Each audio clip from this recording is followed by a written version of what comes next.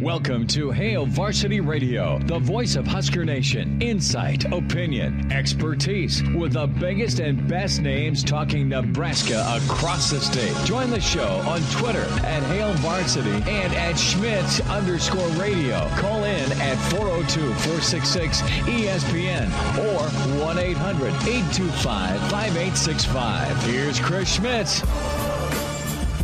Welcome to it, a Friday edition of Hail Varsity Radio presented by the Nebraska Lottery. Chris Schmidt out on assignment in Kearney today as he's got some major dad duties today, watching the little guy play some Summer Legion baseball. I'll be out in the baseball fields tomorrow getting some umpiring action in, but Chris is enjoying the beautiful weather we got here in southeastern Nebraska today as high 70s, sunny, beautiful, change of pace after the rain we've seen the past couple days. Got a treat in store today as for the full show today, we will be joined by the Pride of Fairbury, Bill Dolman, also joining us via live stream. So if you want to check out our beautiful faces, check it out, ESPNLincoln.com, ESPN Lincoln's Twitter page, Facebook page. That's where you see us. Elijah Herbal, joined by Bill Dolman for the show today. Bill, I mean, weather in southeastern Nebraska is nice, but I got to get the weather check-in from Denver. My Avs are playing tonight in St. Louis, not in Denver, but is it feeling like hockey weather out in Denver today, or are we feeling like summer?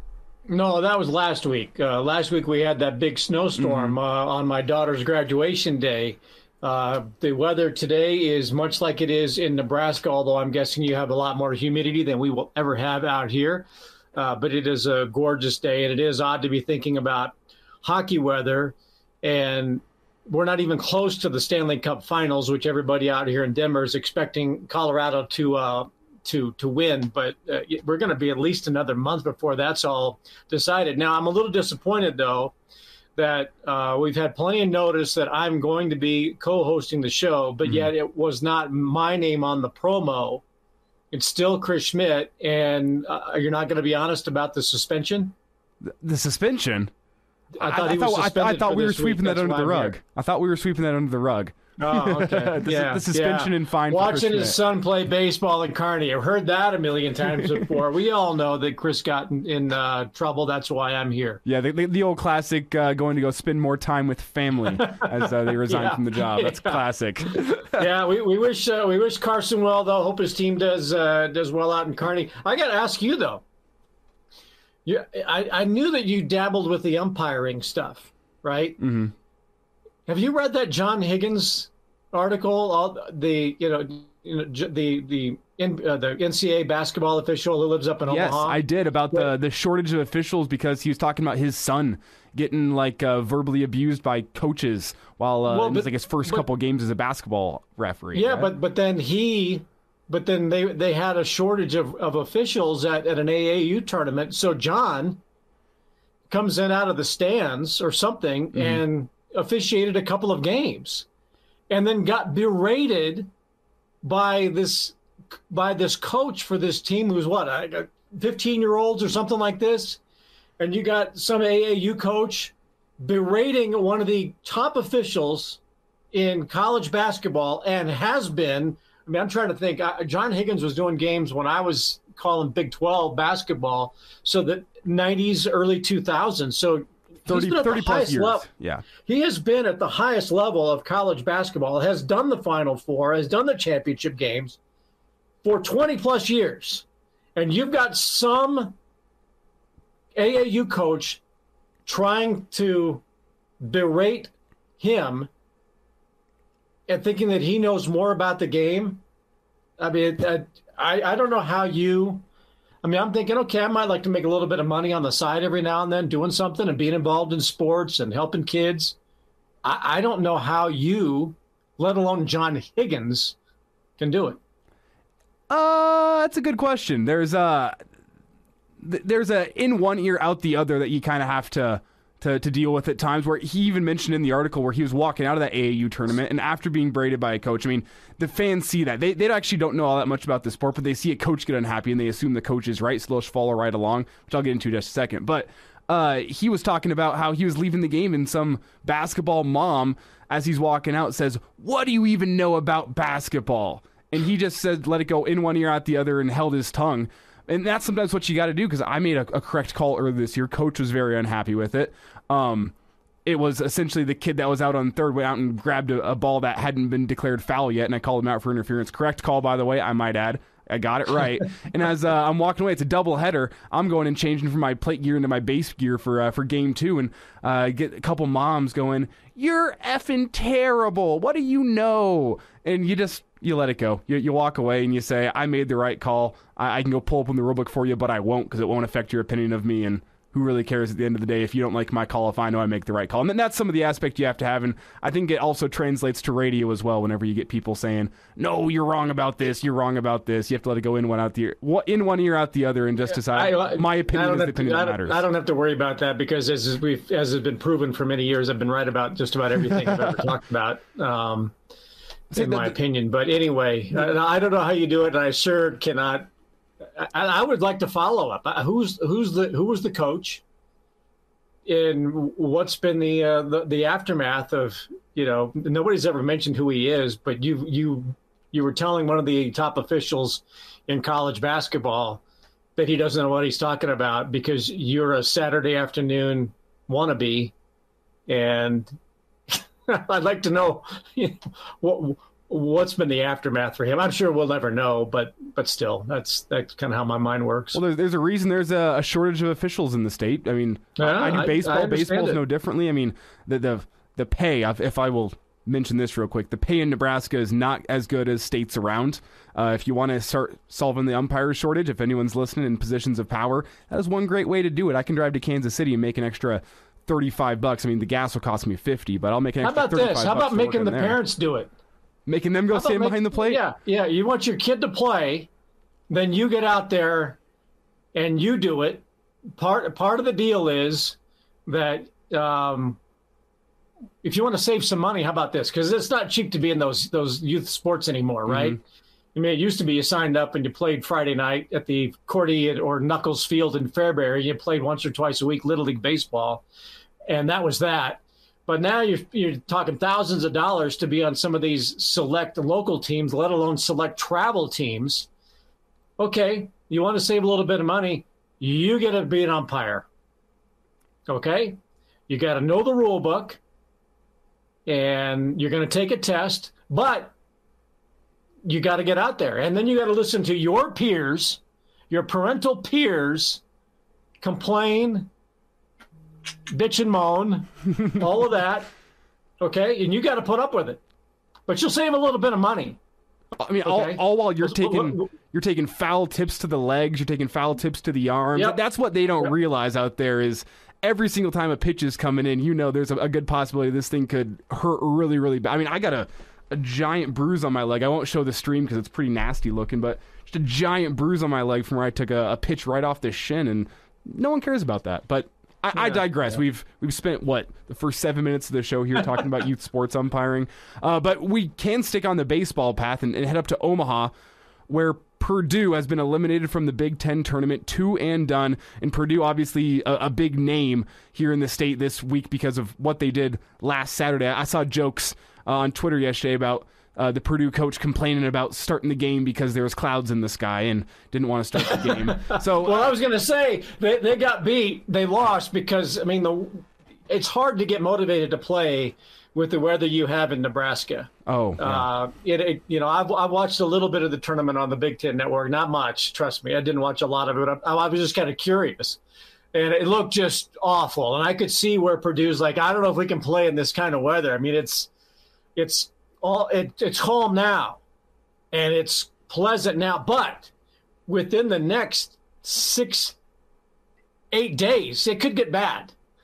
So we need to probably let's just get out of here while we can. There's rain within a 500-mile radius of Omaha. How are they going to play that game? And I personally am in the boat here. We've talked with a couple people this week, and that's really what most of the show is going to be here today. We had a busy week of Husker football news, from balloons to Husker baseball season ending, transfer portal, all that. And we're just going to wrap it up, get Bill Dolman's take on it. The Pride of February always comes with good takes, and I've been looking forward to talking to him all week. So we're going to go a little bit rapid fire per segment, hit some different topics. We also have Steve Merritt coming up here in about 10 minutes as we're going to talk some of those Husker baseball transfers and a good story he wrote up for Hail Varsity Magazine today. That's all coming up. But Bill, just as we hit rapid fire here, my instant reaction on Saturday to Purdue was, well, I mean, I'm not surprised they were trying to skirt around the game. They knew full well that if they did not play that game, there was nothing Nebraska could do to make it into the Big Ten tournament. If that game was not played, they were into the Big Ten tournament. And for a Purdue team this year, just making the Big Ten tournament was a success for them. And I think you can see that with how their first two games went, losing both of them. Just making it was their goal. And I don't necessarily blame them for saying, you know what, we got weather in the area. If at all possible, let's make sure this game doesn't get played. Is it sporting? Is it no. A stand-up decision? Not by any means, but with the current nature of sports, I don't think I necessarily, if I put myself in the shoes of the Purdue baseball program is what I'll say, I don't necessarily think I would make a different decision. But that is going to stick with them for a long time. I mean, that is going to be, it's a reputation right now. And that's not going to go away. Now, is Purdue baseball, Big Ten baseball, is that a big headline getter? No. But for those who follow it passionately, that is going to college baseball, that's going to linger with them. And if the weather was going to be bad, you could have moved that game from 1 o'clock start time to 11 a.m. to 12. But you could have moved that back. You could have played that. And the reason this sticks with me is, let's go back, a year and a half, 2 years ago? Who wanted to play college football? Who wanted to play? Nebraska wanted to play. Did Nebraska have a great season in 2020? No.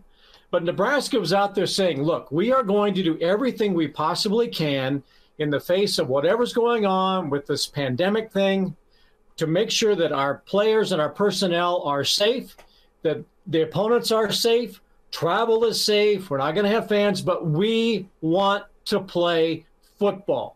And we will do everything in our power to do this, because not just is it important for us to play, but psychologically for our fans, for our state, for our country. It was healthy to have that diversion and a sense of normalcy. I mean, I'm taking this to a really big picture, away from Purdue not wanting to play baseball on a Saturday or Sunday afternoon so they could sneak into the Big Ten tournament. But Nebraska has it in their mind, in their heart, in their makeup. And I'm talking about this collectively. Let's play. Let's do whatever we can to do what we're here to do, and that's to play. And Nebraska got hammered for it. Scott Frost got hammered for it. Desmond Howard, the commissioner of the Big Ten Conference, wanted Nebraska to be kicked out of the league. How dare Nebraska want to play? But Nebraska was right. And again, we didn't go 8-0. We didn't go 4-4. We were sub 500. Did not have a good year. But Nebraska was out there saying, we can do this for the good of the program, for the good of society. We can do this. Nebraska led the way. You go back, Nebraska played that extra innings game at Illinois a couple of weeks ago. So it bugs me a little bit when, we can't move the game ahead 2 hours. You could have we're going to play at 11 and it's going to be a 7-inning game, but we're going to do whatever we can to get whatever game we're going to play in and earn our way into Big Ten baseball. So to tell Nebraska folks we just couldn't get it done, tell that to somebody else. Tell that to the folks in Boulder, okay? Because they'll probably listen. But Nebraska, Will Bolt's right. It's all on you. You should have won. You should have won 2 or 3 more games and gotten in, but you didn't. But to back out the way it was, Texas A&M had that issue 2-3 weeks ago when they canceled the game with, was it Texas State? Yeah. So this isn't just a Purdue thing. And I was really disappointed because I love Jim Schlossnagle. I think he's one of the great guys in college sports. And done many games with him over the years. So to see Texas A&M back out of that was really disappointing.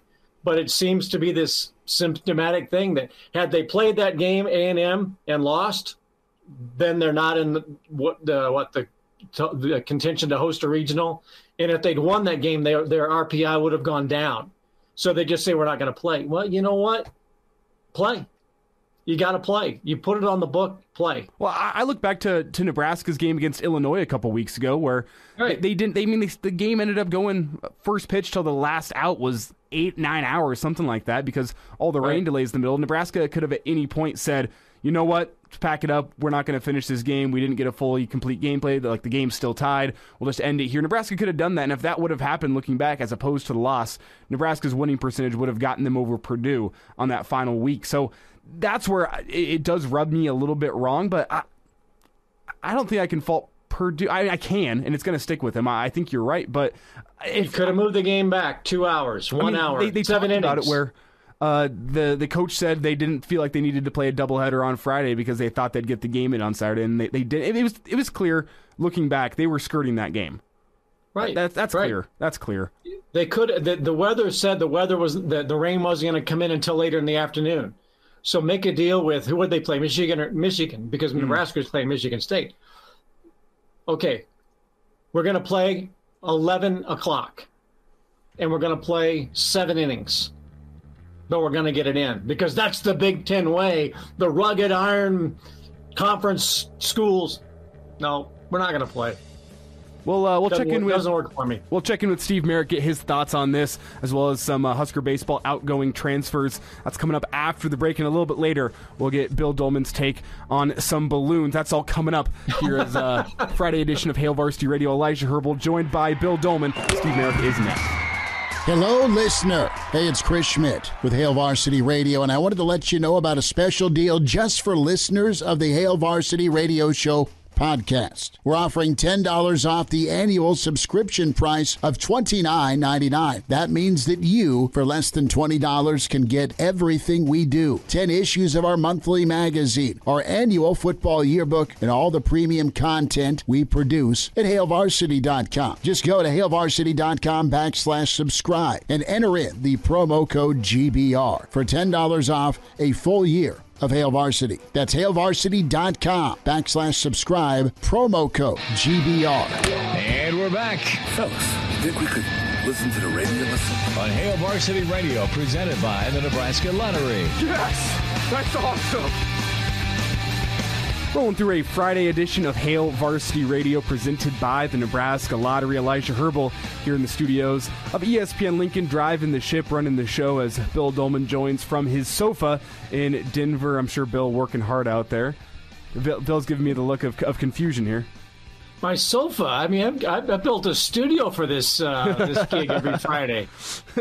Well, thank you for that, Bill. As Bill Dolman, Pride of Fairbury, joining us for a full Friday edition. We're excited to be joined here by Steve Marik, Hail Varsity magazine writer, author, covers Husker baseball, Husker football. We're going to dive into both topics here today with Steve. But Steve, before we get to that, we talked about most of the first segment here, and something that's been really hit on Twitter by Husker fans, both Husker baseball, Husker football, whatever you like, has been the Purdue baseball team. They avoided a game on Saturday, got them into the Big Ten tournament, and in the Big Ten tournament, they have gone 0-2. Something about it does feel like poetic justice, as some Husker fans have said on Twitter. I want to get your reaction to this. Was Purdue in the wrong, and what did you make of their performance in the Big Ten tournament?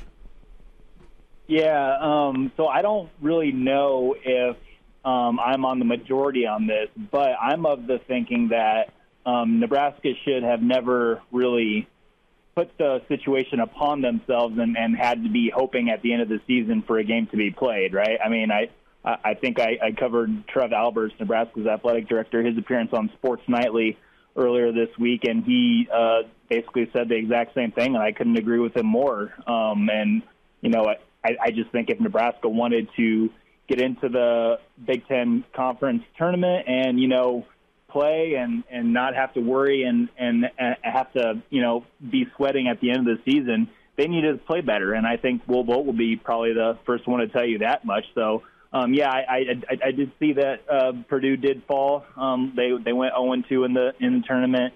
Like you said, it's kind of sweet poetic justice there, especially for a lot of Husker fans who weren't big Purdue fans that Saturday. So.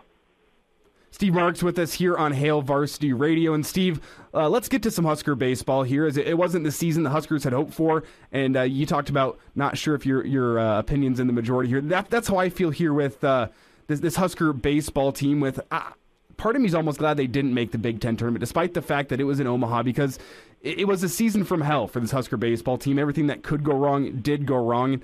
It feels a little bit like a weight off the shoulders now that the season is over. They can rebuild, look to the future, and come out with a completely different team next year. And that's what we've seen in the days since this Husker baseball season has ended. 7 outgoing transfers already announced, and with a large crop of JUCO guys coming in, that's not entirely unexpected. But some of the names that I think are included in the outgoing transfers are a little bit surprising. I look at Leighton Banjoff. That name is a little bit surprising to me, as well as Cam Chick. And even though Cam isn't graduating, he's not going to be returning for another season with Husker baseball. I want to get your reaction to some of those names, not necessarily the names I was expecting of guys that were buried on the depth chart, couldn't find a way to make it into a bad team. It's not necessarily those guys. There's some returning starters that aren't going to be back with this Husker baseball team too.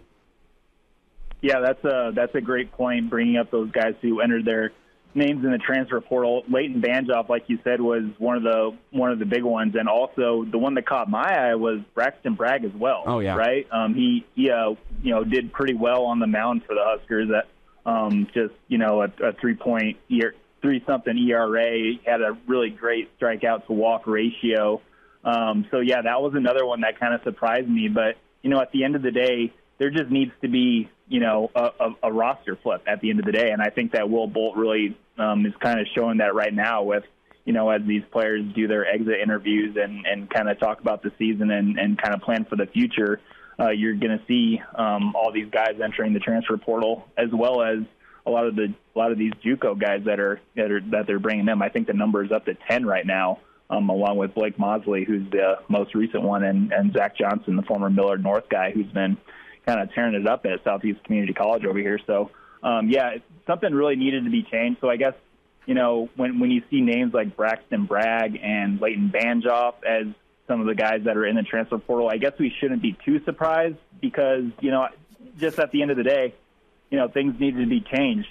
Change needed to be happen. And so I just think that, we shouldn't be too surprised about who all is coming and going. Those are kind of my thoughts on the whole thing. But, sad to see Leighton and Braxton, especially those two, go, because I think those are really two talented guys. Steve, here, before we get to some Bill, jump ahead of me. Go for it. Steve, my question about this Nebraska baseball team this season, well, my biggest fear going into it was the headlines were too glaring as to how great last year was and how good this year was going to be, and that they would, post those headlines, and I think that they probably read into them way, way too much. But I think the most disappointing thing for me is what happened to the it. Last year, watching that team through the second half of the conference season to the conference championship and in the NCAA tournament, and that gutty, gritty, enjoyable performance at Arkansas when they just came up short of going to Omaha, but everybody was so proud of that team and their approach and their chemistry. How did they lose the it factor so quickly that all of that momentum and chemistry went away? Yeah, I don't know. The thing that I kind of comes to mind with me in regards to that is I just think that some of the guys that they lost from that team, maybe that leadership just meant a lot more to the program as a whole and to that culture than everyone kind of originally thought, right? I mean, just going into last season, it was a veteran-led team and full of guys who have played a lot of baseball, been around a long time, and they just made magic happen, especially at the end of the season, and made everybody proud of them, and they had a heck of a run. But with some of those guys gone, the Schwellenbachs, it's I just don't think that they had a replacement for that. And going into this season, I don't think that people really thought that it was going to be a big that big of a deal, I guess, or that big of a loss. But I think it ended up being exactly that. So. that's going to be another thing for this program to try to regain is to find guys. And, you know, it's going to be interesting to see what guys like Griffin Everett and Kyle Perry, two veterans, two seniors, two leaders of the team, what they decide to do at the end of the season, because after the season here, because they need to get some of that back, like you said, and find guys and find leadership who can kind of step into the roles that they did a couple seasons ago. Steve, I also look at the early season struggles for this Husker baseball team. Is last season they didn't have any non-conference opponents, and they got off to a hot start in Big Ten play. And I think momentum's so important in baseball. And this year, you look back, Huskers losing 3 of 4 to Sam Houston. They get swept by TCU. They lose a couple to UT Arlington. Just a rough start to the season for Husker baseball. I think that could be a contributing factor. But I want to look ahead here a little bit. This year's offense looks so much different than last year. We're used to Will Bolt-led teams being teams that score runs via small ball. They generate runs. They steal bases. And the team this year looked completely different from pitching to hitting. I mean, it felt like the offense was pretty reliant on the long ball in most games this season. Do you think that part of this roster flip that's going to be happening this year for Will Bolt is going to be getting back to a style of baseball that he's more comfortable with, the quote-unquote Bolt ball, which is more closely resembled to a small ball baseball team? Yeah, I think so. I think that's a good point. Just, you know, looking at some of the guys coming in, they all have hit pretty well in the junior college ranks, especially with the JUCO guys coming in. So, yeah, I think that it'd be probably smart for Bolt to try to recreate what happened a couple of seasons ago and get back to what worked.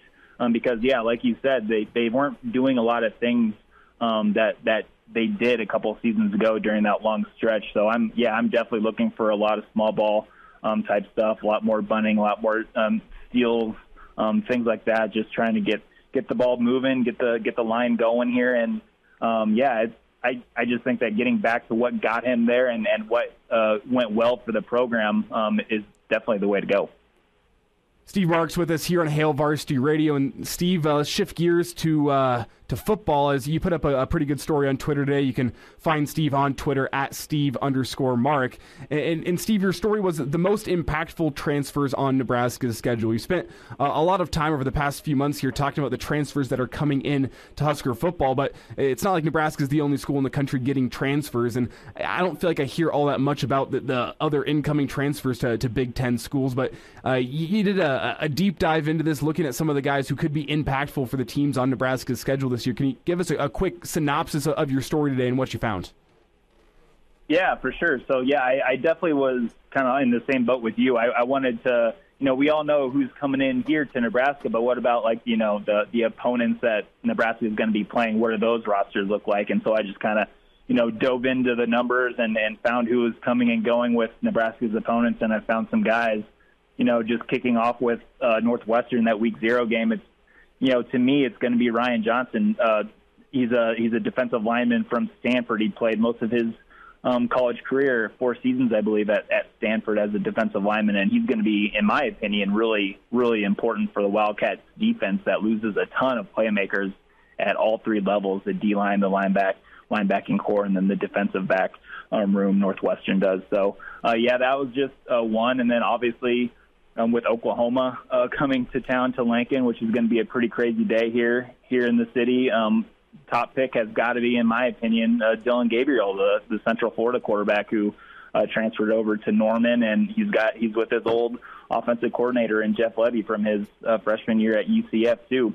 I really like Dylan. I think he's a really fun quarterback to watch, and he's kind of the perfect quarterback for what Levy wants to do on offense, which is, you know, just snap it as fast as you can and make plays down the field. So, Indiana, there's new quarterbacks on the schedule too that Nebraska hasn't really seen.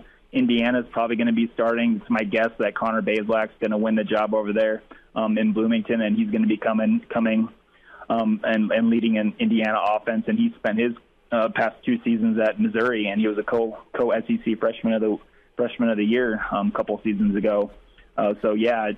Rutgers has a really good receiver that spent most of his career at Syracuse, caught a lot of balls, a lot of receiving yards over at Syracuse, but now he's coming back home to Rutgers. He's from that area of the country in New Jersey, and Purdue too. Purdue loses a lot of production, especially at the receiver position, and that's an offense that would be fun for a receiver to play in because they get all sorts of balls thrown their way. But Tyrone Tracy is a guy who I think is going to be stepping into a bigger role, especially when it came out after the news with Milton Wright, who was a really good receiver for them last year. He's academically ineligible this upcoming season, so they're going to need other guys to step up in the receiver room at Purdue for Jeff Brom, and I think Tyrone Tracy, a former Iowa Hawkeye, is going to be that guy. And maybe my most favorite, if we had to pick a favorite here, my most favorite transfer on the schedule here is coming with Illinois. Illinois is going to have a new quarterback right now, and he's going to pump a little bit of life into that offense, I think, with Tommy DeVito. He's coming from Syracuse as well. So, it's a dual-threat guy. Illinois' offense has a new offensive coordinator with Barry Looney Jr. He's coming from Texas San Antonio. He runs a up-tempo spread offense, and I think a guy like Tommy DeVito, he's an older veteran guy who's played a lot of football at Syracuse. He's 6'2", 210 pounds, and can run too. So that makes that game even more interesting, considering Nebraska has had some trouble with Illinois lately. So it was just a really fun thing to do, and I encourage a lot of people to go and check it out. There he is, Steve Mark, joining us here on Hail Varsity Radio. Find him on Twitter at Steve_Mark. Make sure to check out that new article. Quite interesting, a good read for you on your Friday. And Steve, appreciate the time today. We'll get caught up next week. All right, thanks, Elijah. Hello, listener. This is Brandon Vogel, managing editor of Hail Varsity, and I wanted to let you know about a special deal just for listeners of the Hail Varsity Radio Show podcast. We're offering $10 off the annual subscription price of $29.99. That means that you, for less than $20, can get everything we produce, 10 issues of our monthly magazine, our annual football yearbook, and all of the premium content we produce at HailVarsity.com. Just go to HailVarsity.com/subscribe and enter the promo code GBR for $10 off a full year of Hail Varsity.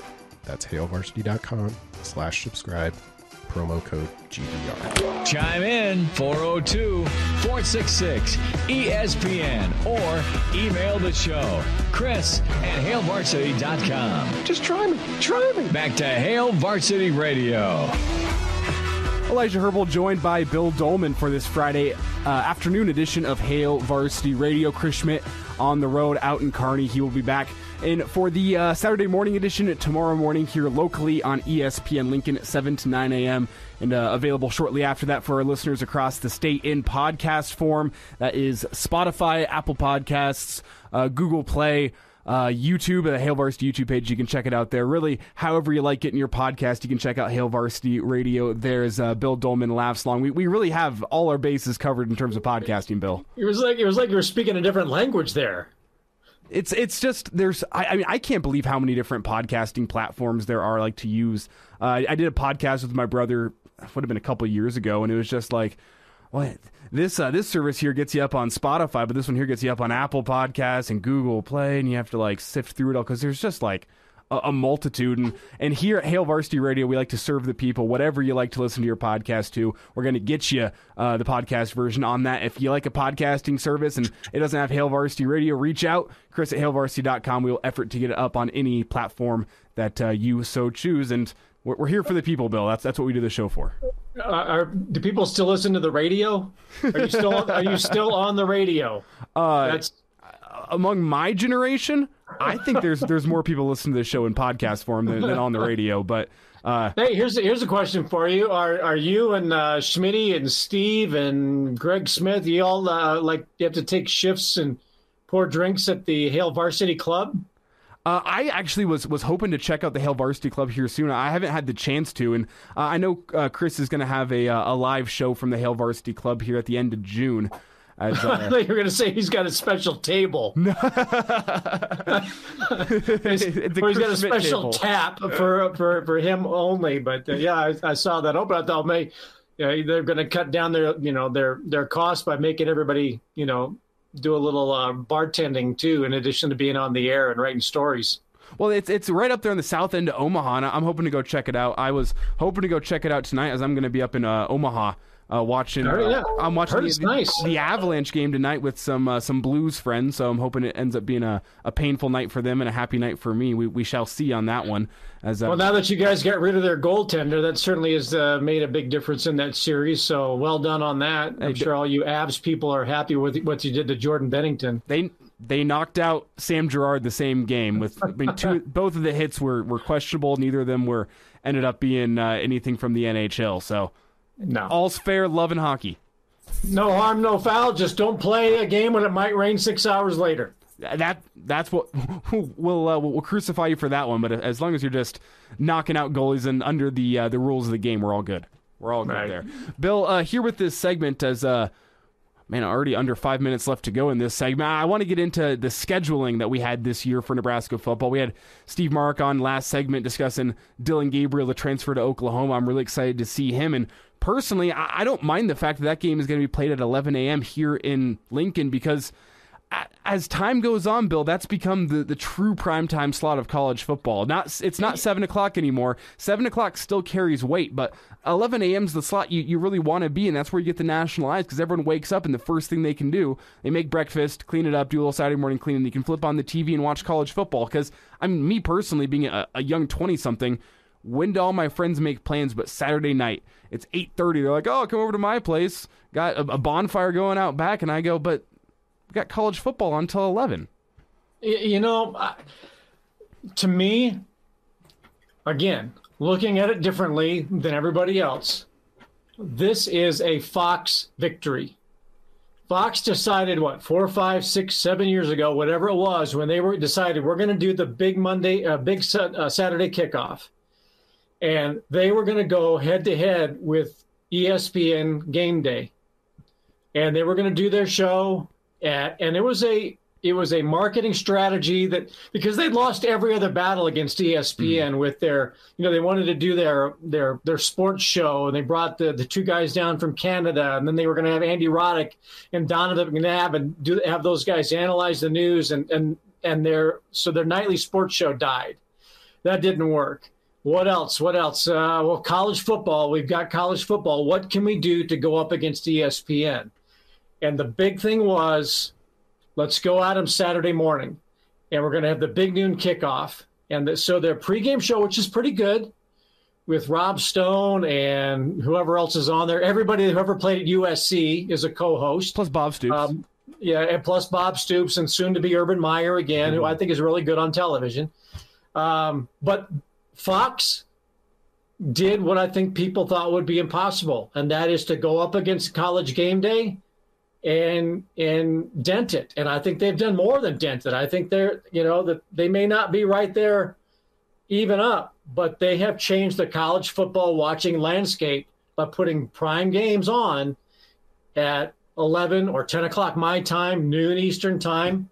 That's Fox getting a win against ESPN and the TV wars. And yeah, we may not like it, but when we were arguing about this last year with Nebraska and Oklahoma being on at noon and being a bad time, and I went back and I looked, and the major games that Fox was able to put on in that time slot, very, very significant. Ohio State, Michigan being most notable in that. And going into this season with that schedule being released the way it was, what was it, yesterday or 2 days ago? 2 days ago, yeah. To me, that's a salvo of Fox against ESPN. They're able to promote the rest. All those early games are about promoting the games for the rest of the day.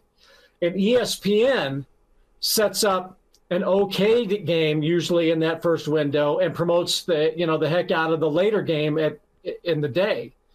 And Fox is able to promote the games that they have coming up in the afternoon and in the evening. And, for whatever people watch of Pac-12 football, they're able to promote that more so. So to me, that's not scheduling what's it mean to the fans. That's a Fox ESPN battle, and Fox is getting the upper hand. And personally, I don't think Husker fans should be bemoaning the fact that you get to go start your tailgate at 6 a.m. You get a Busch Light in you by 6:30, a Bloody Mary in you by 7. But it's still to me it's the businesses. It's downtown Lincoln. Getting people to be in their doors at 10 o'clock, 9 or 10 o'clock, making that money, and then kicking off in the afternoon or the evening. To me, I look at it from the business standpoint. Yeah, the fans are going to adjust. with that tailgating going on outside Memorial Stadium, Nebraska fans can adjust. They know when to start tapping their beverages and when to start putting the celery in the tomato juice. But for those businesses downtown that can't open their doors at 8 or 9 o'clock and have that full day, that's really where it hurts the most. Wrapping up hour one here on Hail Varsity Radio. We'll be back after the break. Your chance at another summer promotion. That's all on the way here on Hail Varsity Radio. And now, back to Hail Varsity Radio. Wrapping up hour one here on a Friday edition of Hail Varsity Radio presented by the Nebraska Lottery. Elijah Herbal joined today from beautiful Denver. It's Bill Dolman joining us, the pride of Fairbury, as you can catch Bill. Bill, just tell the people where you can catch him. NBC Sports, which is now defunct. You're gonna have to walk me through this where the people can listen to you. Well, I'm right here, right now, for the most part. This is the slow time of year. I do mostly, international winter sports and whatnot. So this is the downtime. I'm just getting to play. now, tell me, we're going to get to some racing thoughts here in a second. As you were telling me before the show, it's the biggest weekend of racing in all of sports, and we'll get to that here a little bit later, an hour or two. But are you a soccer guy in any sense? Because we have the Champions League final coming up tomorrow. I'm personally looking forward to it, but I tried to bring it up with Danny Burke and with Schmitty yesterday, and both of them just laughed right in my face. No, I've tried, and when you go to NBC and you're at the headquarters here in Stamford, Connecticut, and they go all out on the Premier League. And there are people in the halls, and they've got their kits on and their scarves, and they're all in on all the teams, and they talk, and I'm like, I really try. I mean, I love the crowds. I love the atmosphere. It reminds me of playoff baseball in the fall when the majors, go into the AL and NL Championship Series and the World Series. That's what the crowds remind me of. But I watch, and I just cannot get the feeling. I respect what they do. I don't think everybody gets hurt all the time. I'm much more of a rugby guy, as you know, and I'll be working a little bit of rugby tomorrow in downtown Denver, but I just can't get into it and I love NBC and the way they promote it, and their coverage is great, and the Premier League would make a huge mistake if they left NBC for some other network. Well, did you know that the Premier League... But I don't get it, bro. The Premier League... Now, this doesn't count college football because TV deals with conferences are a little bit confusing there, and it's a little hard to gauge what the actual total value of college football is to sports networks. But the Premier League is actually the third most valuable sports league in the United States, according to TV rights, only behind the NFL and the... I believe NBA. I'm not sure if it's either slightly ahead of MLB or slightly ahead of NBA. I can't remember which one's second, which one's fourth. But Premier League is the third most valuable in the United States. That doesn't surprise me, and that's due in large part to what NBC has been able to do with it. I will say this. I do have a soft spot in my heart for soccer, because it was the second broadcast I ever did in my career back in 1989. I had done Nebraska baseball in April, and Steve Alvis and Jim Carmichael, rest their souls, with Nebraska ETV. And, of course, Nebraska ETV did a wide variety of sports. And the second show, they said, we're going to do the state high school soccer championships from Omaha Burke. Nobody around here knows how to do soccer in Nebraska in 1989. Do you want to do it? So I took sure, why not? So I took a soccer rule book to my college commencement and stuck it under my gown. And while the commencement speaker was talking, I read the soccer rule book at the Bob Devaney Sports Center. I watched the 1976 New York Cosmos highlight video. I bought a soccer rules coloring book to get the gist of the rules of the sport of soccer. I still have them somewhere in my files, just out of posterity. So there is a little bit of a soft spot for the sport of soccer. I did that with Stu Pospisil. Oh, yeah. Because again, in 1989, nobody in Nebraska knew anything about soccer except those people who were coaching it and playing it. So Stu Pospisil and I did the 1989 Nebraska State High School soccer tournament from Omaha Burke on Nebraska Public Television, and I was able to pull it off thanks to a soccer coloring book reading the rule book at commencement, and the 1976 New York Cosmos.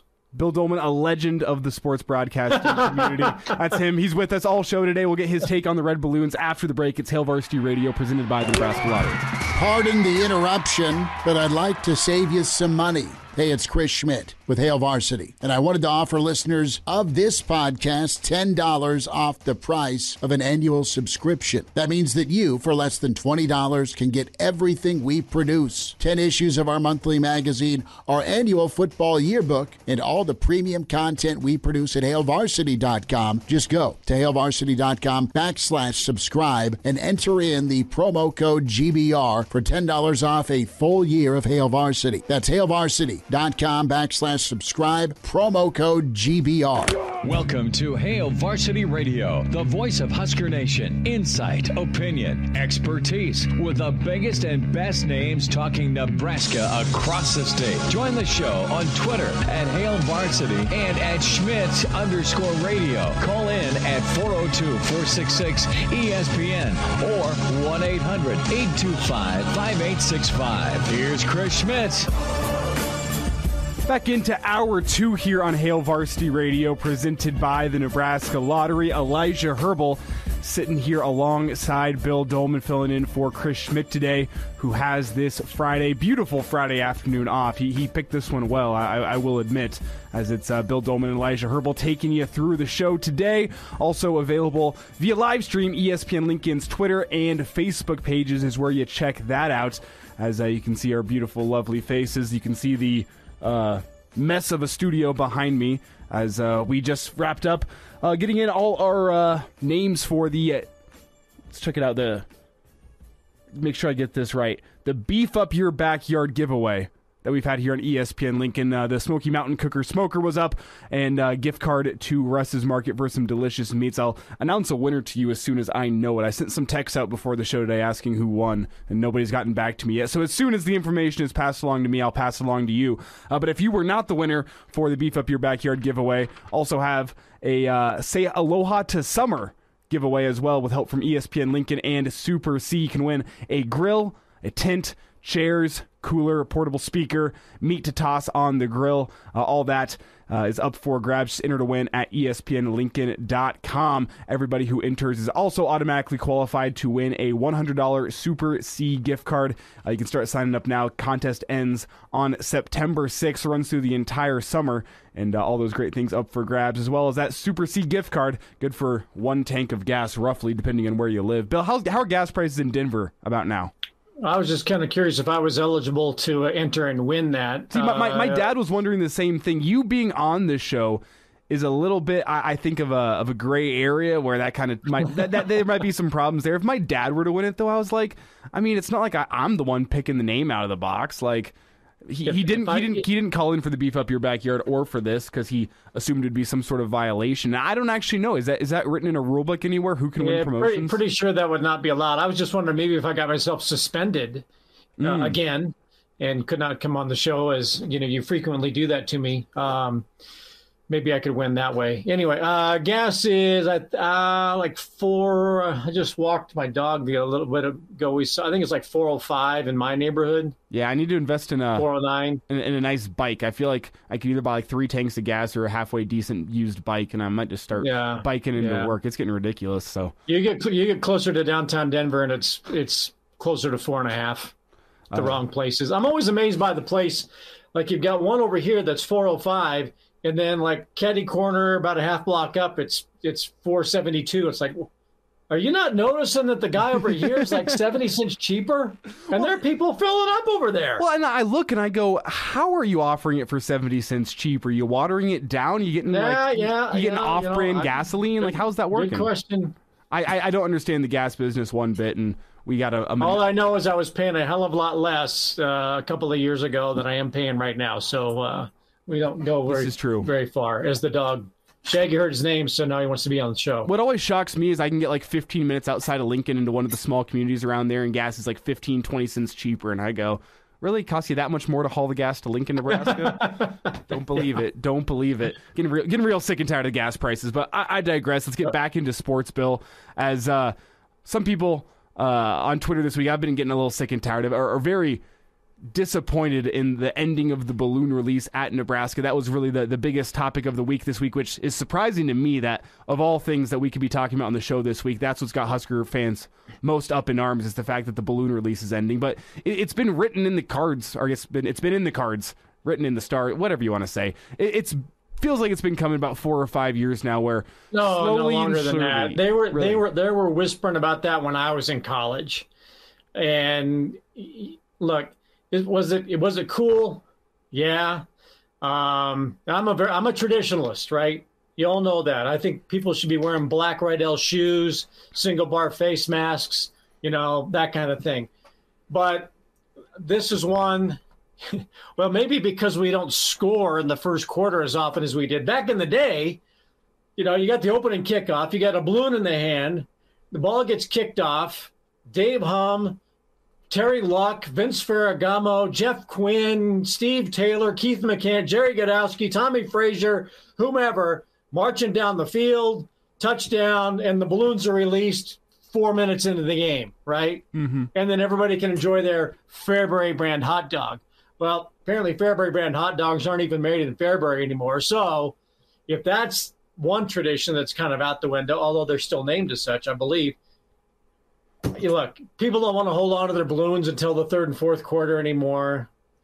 I don't necessarily buy the excuse. Let's just say, you know what? We're moving on. We've got a lot of other things that are going on. People may still bring balloons to the game. I don't know.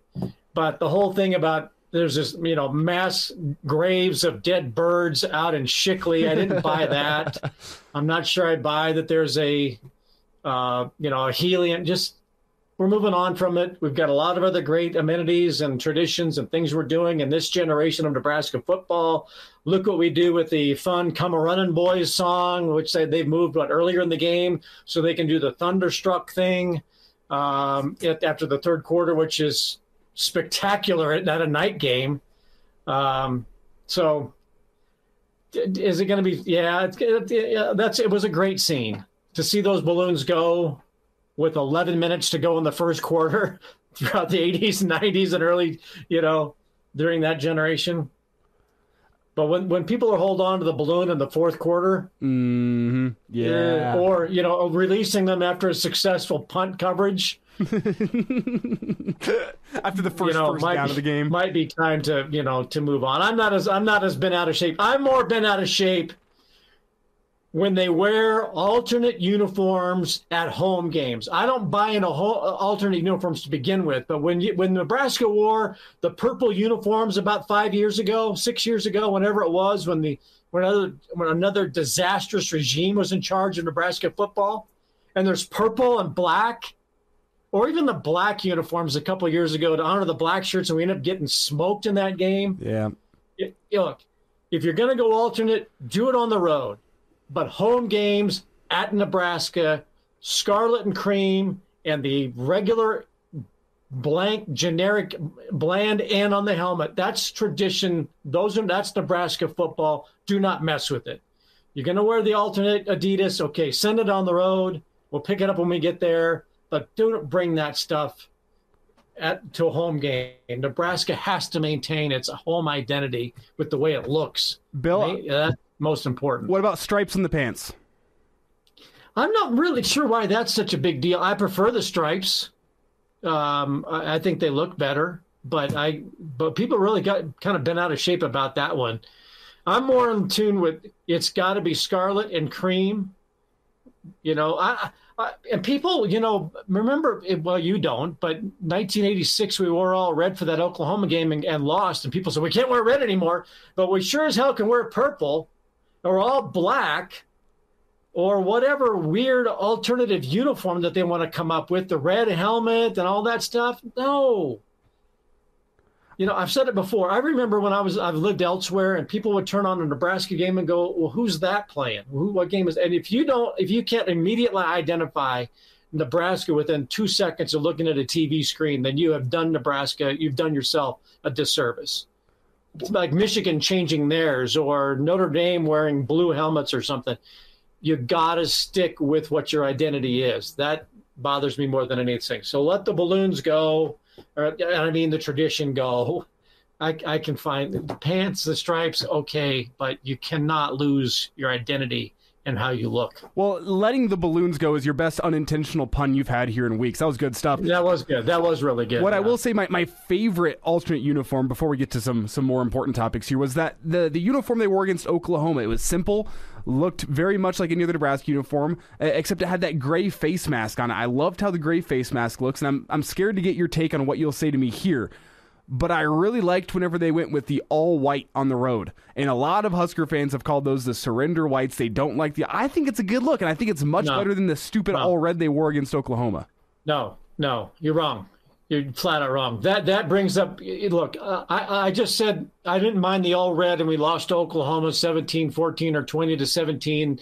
And, again, part of that's my fault. I could have tackled Keith Jackson on the tight end, caught the pass that was right in front of me. I should have tackled him, taken one. But no, because that conjures up memories of Marv Seiler at Iowa State beating Nebraska after we had, beaten Oklahoma 94 or 92, beg your pardon. That doesn't work for me, the all white. The pride of Fairbury and noted traditionalist Bill Dolman with us here on Hail Varsity Radio. And Bill, this actually gets us into our next topic here decently, the topic of traditions being traditionalist, because this is the way that college football has been moving this summer. It feels like it's been away from the traditionalist, which is and I guess even for you, this might not be traditionalist to have the conference with divisions, splitting the conference into East, West, North, South. That's been the college football I've known for my entire life, and now a lot of steam moving towards the direction of having a pod system or even just scrapping divisions altogether and saying, we'll protect a rivalry or two for if you'd like it. Other than that, it's just luck of the draw in the divisions. The two best teams go into the conference title game. And I guess I don't remember a time before conference title games in college football. That's all I've known since I've been alive. So I always have to go back and watch the 30 for 30 documentary on the first SEC championship game to think of a time before conference title games, because that's the closest I can get, is watching that and go, I can't believe this is such a foreign concept to some of these decision makers to have a conference title game, because that's, again, what I know. But I want to get your take on this. If the Big Ten were to move away from divisions, and it sounds like that's the way things are headed, what does that mean for Nebraska, and what's your take on the conversation as a whole? I don't know. You better ask ESPN and Fox, because those are the ones who are going to be making decisions on and coming up with matchups and trying to maintain rivalries. The Big 12 made a big mistake in 1994, 95, 96, whatever it was, when they decided, okay, Nebraska and Colorado, you guys are rivals, no more Nebraska-Oklahoma game. Nebraska would still be in the Big 12, in my estimation, if they had just maintained that singular November game. But no, that changed. That was a decision that changed the landscape of college football, if you ask me. But you've got to maintain some semblance of a rivalry game. Michigan and Ohio State may be the two best, shall we say, in the Big Ten, but you always have to have them play. You can't say, well, we're not going to have that anymore because, well, this is just the way it's going to work out. I mean, that's like taking away Nebraska, Oklahoma. So you've got to have a tradition, at least one traditional game, and I think the natural one for Nebraska is Iowa. Mm-hmm. I don't know whether Iowa agrees. I think they do. But that's much more of a traditional rival than Nebraska. They keep pushing Nebraska, Wisconsin against each other. But I think you're going to, again, this is just the professionalization of college football. And I said it 20 years ago. I'll say it again. You're going to have 64 teams and a power corporation of college football. And they're going to determine who's going to be in what 16-team regions. And then within that, then you may end up with an 8-team conference within a regional division.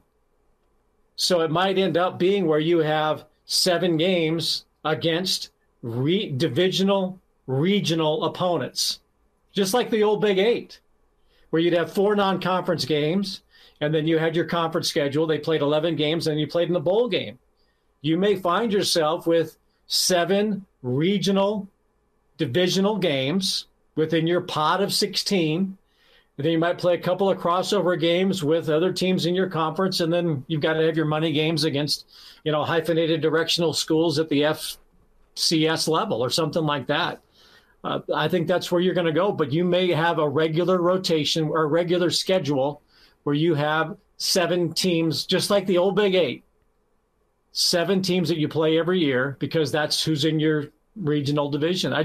I've been saying it forever. You're going to have a 64-team, 64-school super regional type thing.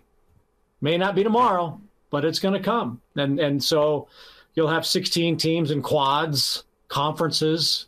Then they're going to be called the Big 10, the SEC, the Big 12-ish, and whatever the Pac-12 is going to look like.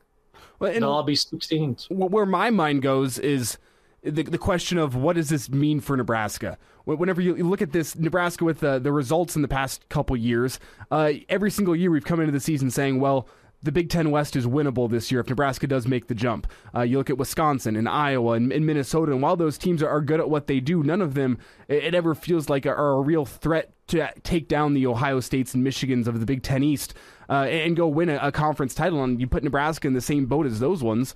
And so the beginning of the year, the conversation is never, is Nebraska going to be the Big Ten champion this season? At least not recently with what the results we've seen. It's can Nebraska take down Wisconsin this year? Can Nebraska take down Iowa this year and make it to the Big Ten championship game? Can they win the Big Ten West? And I think the odds of Nebraska to have a successful season, if they have to go up against 4 or 5 Big Ten East foes in a year, is drastically worse than what they have to do in the Big Ten West in order to make it to a conference title game. I don't see Nebraska unless something turns around in the next 8 months, because it sounds like the way things are moving, this might be the last season in divisional format, that Nebraska is really going to struggle in a scenario where they have to go finish only behind Ohio State in the Big Ten.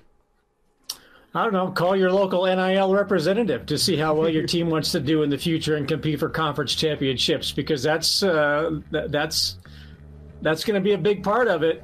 You know, who's all in, and I believe Nebraska and its donors are going to be all in. You're going to get that money to get that big building built, and you're going to get it in just ahead of time, because once that building is built, then donors are going to go, I'm not quite sure I'm going to fund this, but I'm going to fund him. Well, volleyball, I'm going to fund her. That's the big deal. And so some of these schools that, is Alabama always going to be good in that regard? Probably. Georgia, sure. Anybody in the SEC not named Vanderbilt? Yeah. But, Indiana had a great year 2 years ago. What was it? The pandemic year, and Tom Allen's the greatest coach in the world. They go, 1-12 last year or something? 1-11? I mean, they had an awful year.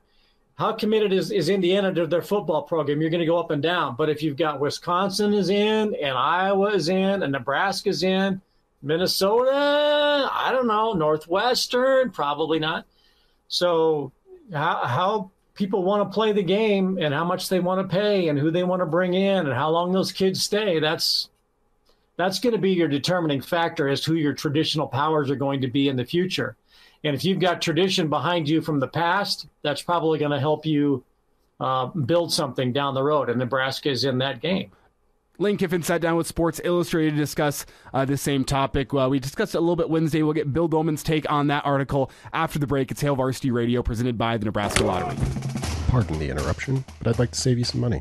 I'm Brandon Vogel, managing editor of Hail Varsity, and I wanted to offer listeners of this podcast $10 off the price of an annual subscription. That means that you, for less than $20, can get everything we produce: 10 issues of our monthly magazine, our annual football yearbook, and all the premium content we produce at HailVarsity.com. Just go to HailVarsity.com/subscribe and enter the promo code GBR for $10 off a full year of Hail Varsity. That's HailVarsity.com/subscribe, promo code GBR. Chime in 402-466-ESPN or email the show, Chris@HailVarsity.com. Just try me. Back to Hail Varsity Radio. It's Elijah Herbal and Bill Dolman taking you through this Friday edition of Hail Varsity Radio, presented by the Nebraska Lottery. Also had a brief cameo last segment from Ryan Swanigan of 1011 News, as well as the Lincoln Salt Dogs. It's Lincoln Salt Dogs playing here locally on ESPN Lincoln at the conclusion of Hail Varsity Radio. I always got to get in a little plug for my Salt Dogs. Got to love watching and listening to the Salt Dogs every single summer. You'll hear Ryan Swanigan producing that game for our local listeners here this evening. He walked behind me briefly. I'm not sure what he was getting, but if you were checking out on the live stream, that was who checked into the studio. I was quite surprised to see Ryan again, just as I'm sure most of you are, but looking forward to another good Salt Dog season, as joined here for the show the next 30 minutes by Bill Dolman and by you. Open phone lines 402-466-3776, 402-466-ESPN, or 800-825-5865. Can also send me a tweet at Herbal Essences on Twitter. And Bill, I believe you're still on the old Twitter as well, at Bill Dolman. Is where you connect with Bill Dolman if you hear something you want to tweet about him at. But that is the best way to get connected with a younger person like me is Twitter. Twitter is the way to go. I don't check my email but once a day, so don't be sending me any emails. Reach out to me on Twitter, text message, MySpace, LinkedIn. I believe my carrier pigeon box is still working in my backyard, so you can send a carrier pigeon or leave us a review on the podcast form, Spotify, Apple Podcasts, YouTube. Leave us a review. Leave us with your thoughts, good, bad, or ugly. We'll get back to you, and we'll make the show a better product for you. As I was saying, Hail Varsity Radio is here for the people. That's why we got Bill Dolman on today, and excited to chat here with Bill Dolman about the story that we discussed on Wednesday. Will Wilson and myself discussed about Lane Kiffin.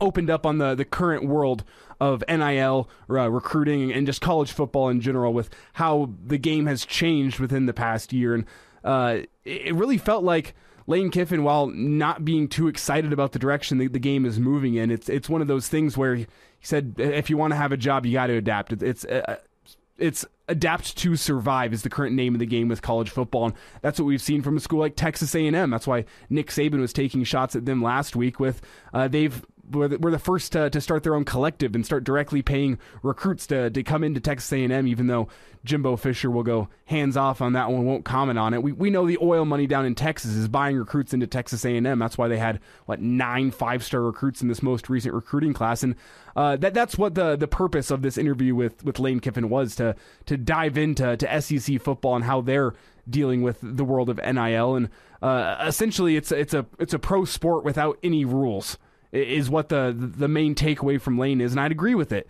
And a point he made was that it's like if the team who won the Super Bowl got the first overall pick every single year with NIL. Oh, you had success last season, you have NIL back in you, now you have your pick of recruits in the country you want to go recruit and pay money to, and guess what? They're going to come win a national championship with you if you have that money and you already have that success on the field.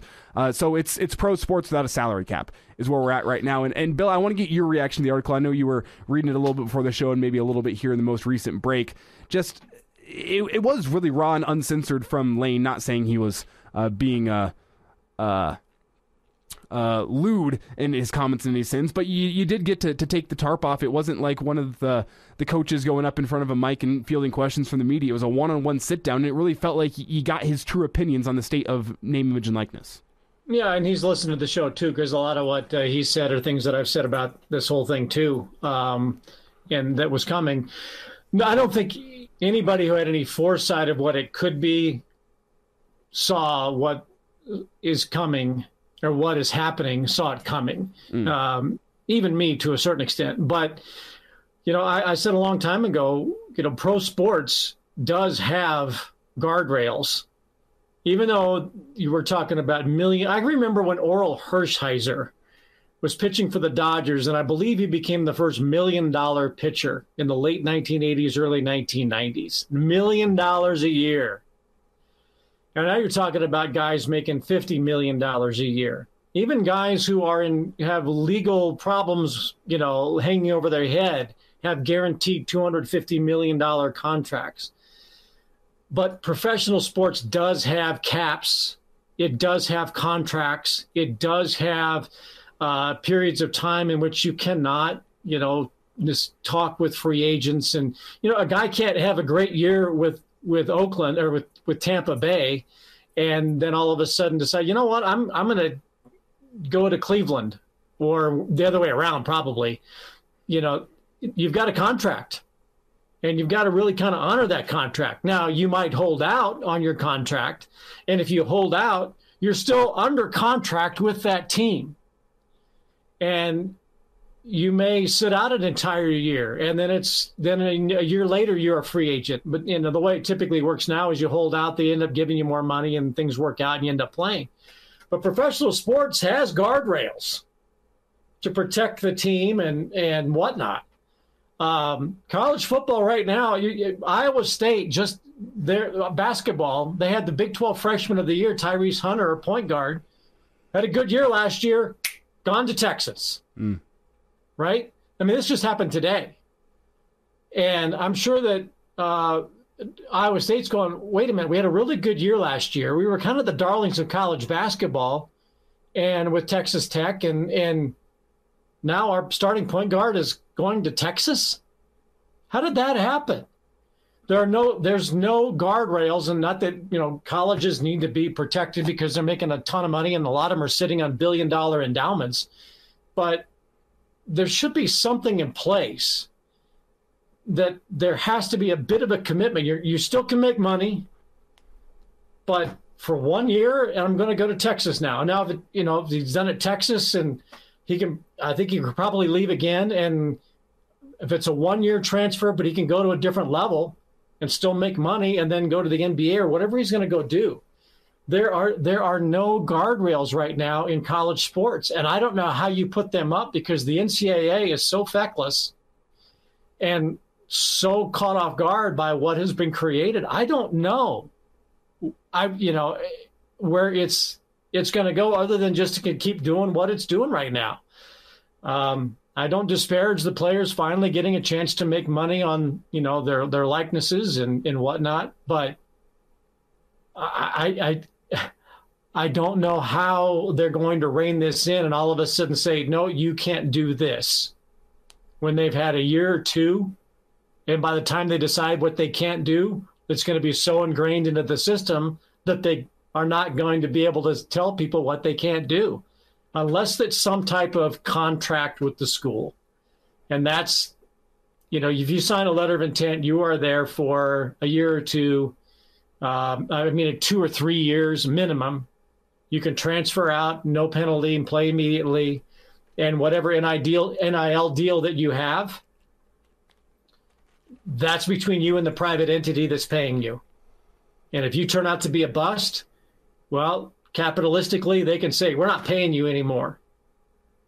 But at this point, I don't know how the NCAA or anybody is going to be able to say, here are the rules now after 4 or 5 years of no rules.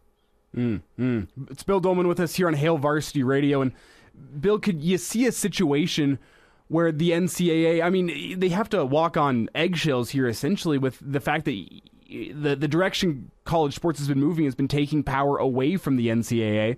And you got to wonder if they come in and try to make a rule limiting name, image, and likeness, especially among SEC schools. SEC seems to be the most likely to break away from the NCAA. They already sound like they've threatened to make their own version of an SEC invitational college football playoff, where if the NCAA makes the wrong move here, makes the wrong people unhappy, it could break up the NCAA completely. And that's why my question to you is, could you see a situation where the NCAA even feels like they could put a cap on name, image, and likeness, where they come in and say, like the rookie scale in the NFL draft, where based on your draft position, and college will be based on maybe your star level, your composite recruiting ranking, there's a number of NIL money that is capped to you. It doesn't feel like that the NCAA could even make a similar move with the ramifications that could come. I don't know how they could do that. When you're talking about professional sports, you're talking about somebody who owns the team. Mm-hmm. Stan Kroenke owns the Rams, owns your Avs, owns the Nuggets, owns Arsenal, owns right, some esports teams. But you have Jerry Jones owns the Cowboys, so everything has to be done through Jerry Jones' bank account.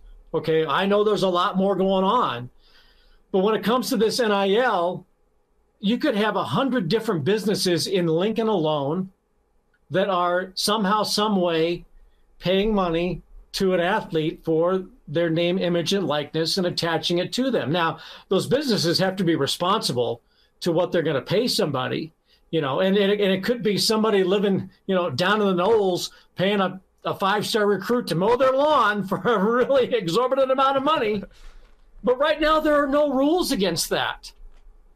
That's the problem, is you have, unfortunately, what appears to be a whole bunch of different people with money, different owners, which is a tough word to say, but those are the ones who are paying it. Jerry Jones, Stan Kroenke, whomever, they're the ones that are paying for their franchise, right? They're getting the money from all these places, but they're the ones who have to play and pay within the rules of the NFL, the NBA, Major League Baseball. Right now, the University of Nebraska isn't paying players. Alabama's not paying players. All these other people around the program are the ones who are paying him. And how you rein that in and tell a kid you can't go and get extra money for mowing that yard or eating that burrito, that's what I don't know how you rein in those donors unless you say you cannot be involved in any way, shape, or form until they sign on the dotted line. You can't have any contact with NIL until you have committed and signed with the school. But even then, it seems like that doesn't seem that they could rein that in either. Bill, up against a break here, but dare I say, Hail Varsity Radio talks some auto racing next. Bill Dolman's passionate about it. We're going to get into that. If you've been waiting, call in. People who are dying to call in and talk auto racing, now's your chance. The time is now. We're going to talk that after the break here on Hail Varsity Radio. Like what you hear? High quality radio and podcast is part of what we do at Hail Varsity. Hey, it's Chris Schmidt with Hail Varsity Radio, and I wanted to offer listeners of the Hail Varsity Radio Show podcast $10 off the price of an annual subscription. That means that you, for less than $20, can get everything we produce. 10 issues of our monthly magazine, our annual football yearbook, and all the premium content we produce at HailVarsity.com. Just go to HailVarsity.com/subscribe and enter in the promo code GBR for $10 off a full year of Hail Varsity. That's HailVarsity.com/subscribe, promo code GBR. And now, back to Hail Varsity Radio. Back here on a Friday, it's Hail Varsity Radio presented by the Nebraska Lottery.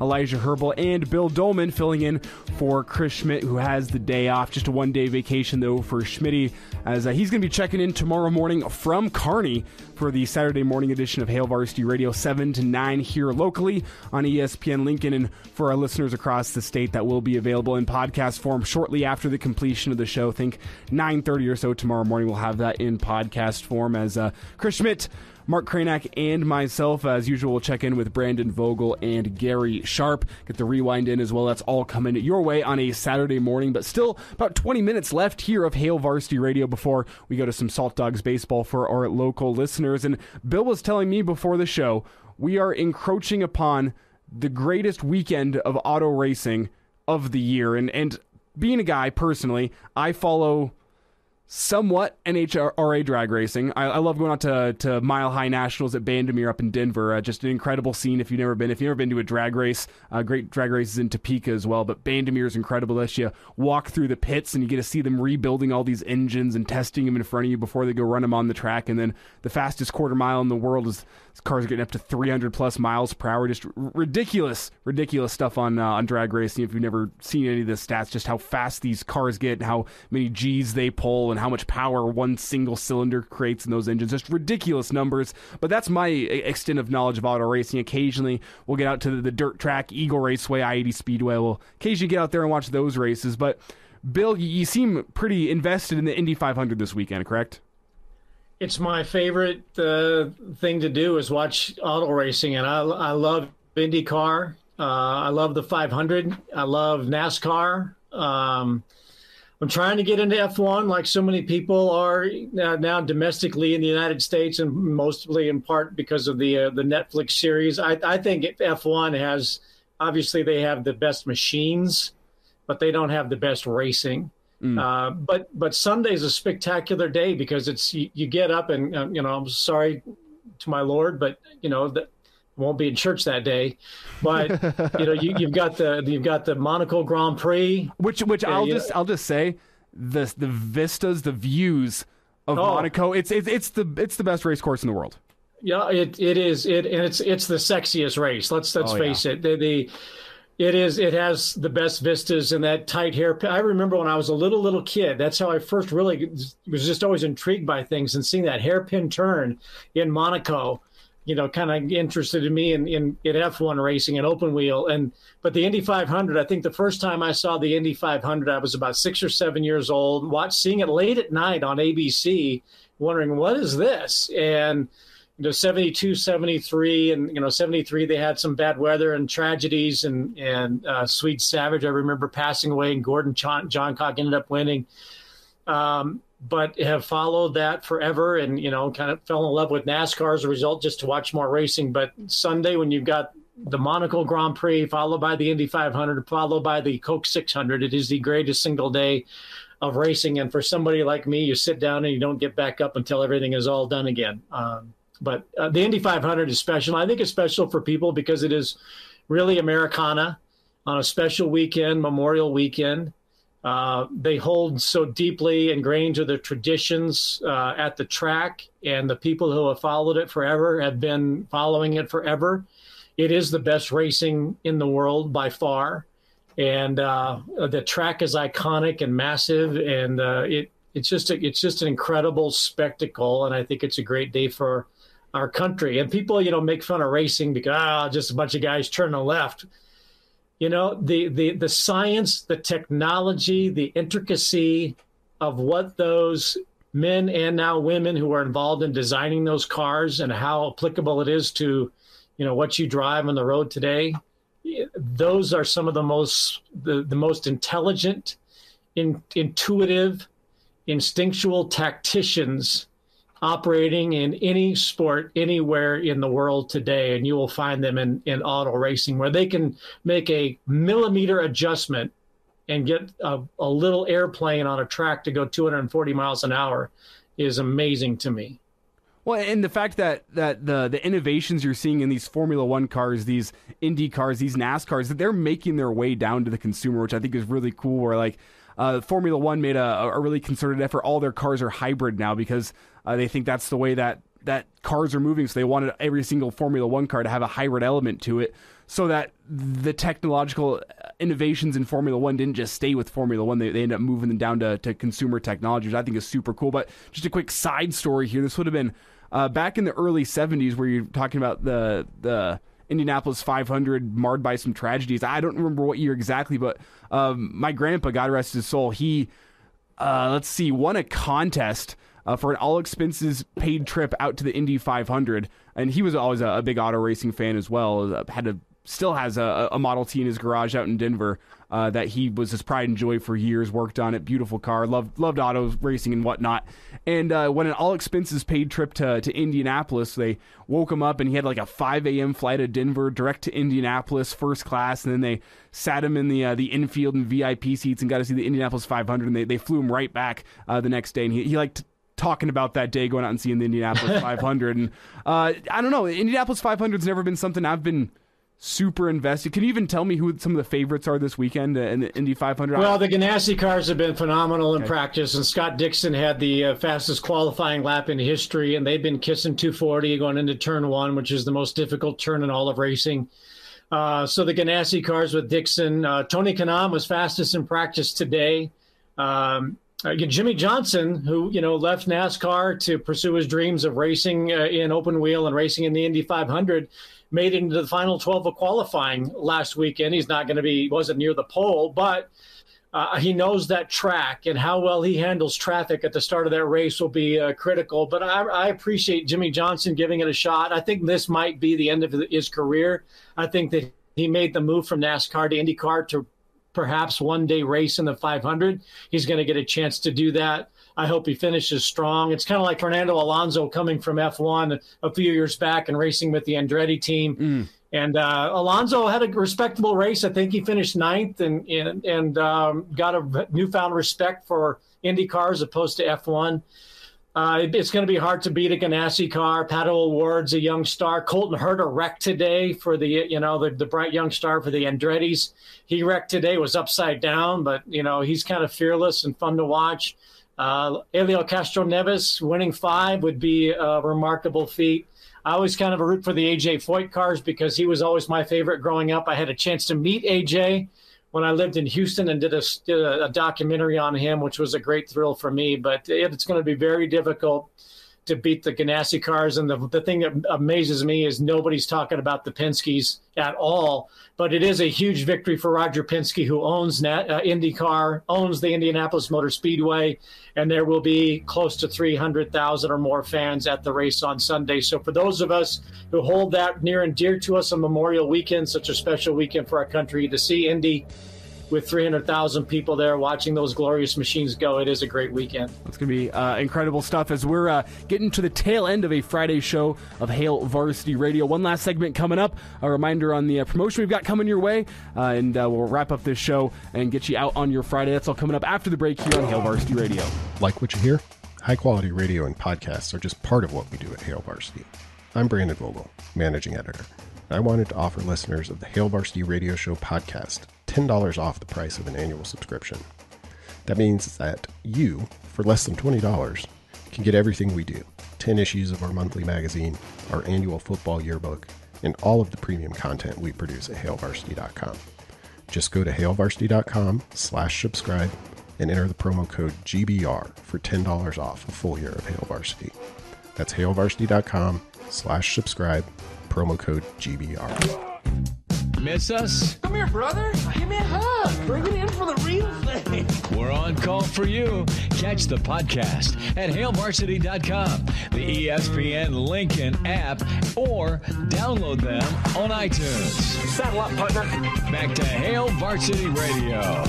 One last time here on a Friday, it's Hail Varsity Radio presented by the Nebraska Lottery. If you missed any of the show today, you missed a good one, as we were graced by the presence of Bill Dolman today, the pride of Fairbury, joining us for a full show. You're used to hearing Bill Dolman leading off that 5 o'clock hour on Friday, but Bill, nice enough to give us 2 hours of his time today, sitting down with me, and tell you what, I've had a blast here today, Bill, as I can't thank you enough, Bill, you started your career in Lincoln Sports Radio, the Average Joe's Sports Show, back in 1990. You're gonna have to give me the No, that was started in '89 with Nebraska TV. We did Average Joe like around 2001, 2, somewhere in there, till about 2006 when I got the chance to go work for the Salt Dogs and do baseball every day. So Bill Dolman, a titan of Lincoln Sports Radio, and giving us 2 hours here today.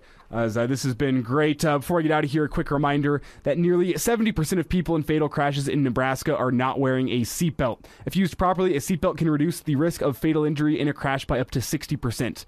Your best defense is to buckle up. A message brought to you by the Nebraska Department of Transportation Highway Safety Office. Also reach over here and give you a reminder on our Say Aloha to Summer promotion with the help from Super C. Win a grill, tent, chairs, cooler, portable speaker, and some meat to toss on the grill. Those are the summer essentials right there.